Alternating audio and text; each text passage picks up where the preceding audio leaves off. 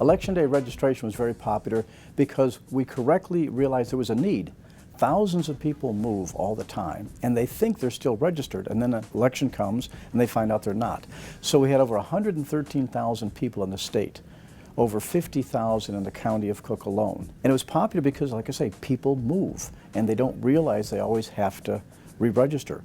Now we're trying to change that with automatic registration. But in the short run, it worked really well for us, and all those people, that 113,000 people in the state of Illinois, would not have been allowed to vote if we didn't have election day registration.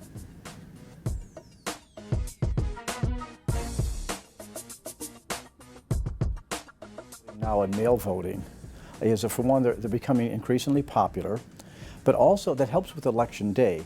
So when in this case 22% of people, at least in suburban Cook, vote before election day, that means on election day we have less problem with lines, the equipment goes farther. So it's really a win-win for us, and early voting, as we know, has become very popular. Mail is much more popular out west.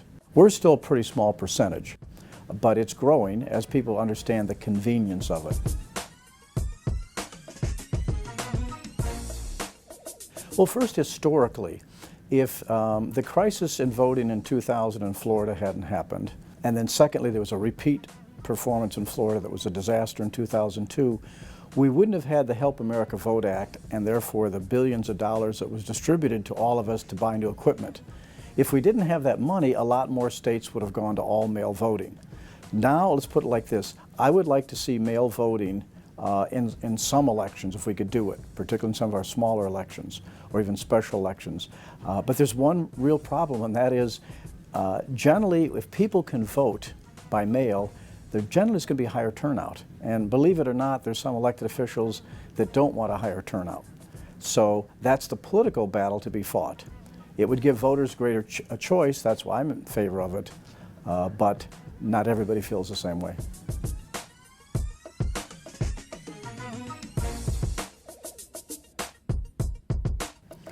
Well, online voting means everyone could vote from their phone or from a computer.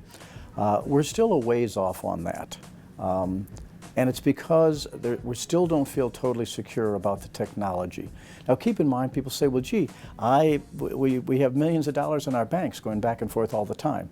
The main difference between, for example, banks and savings and checking accounts is there's lots of mistakes made. There's lots of hacking. The difference is the banks spend millions of dollars a year making up for that.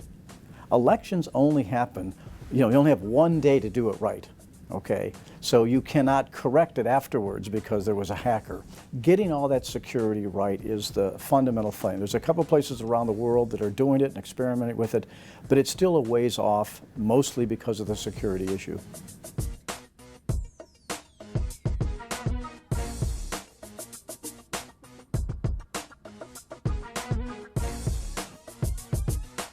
Well, voter suppression, in my view, is a very serious problem around the country.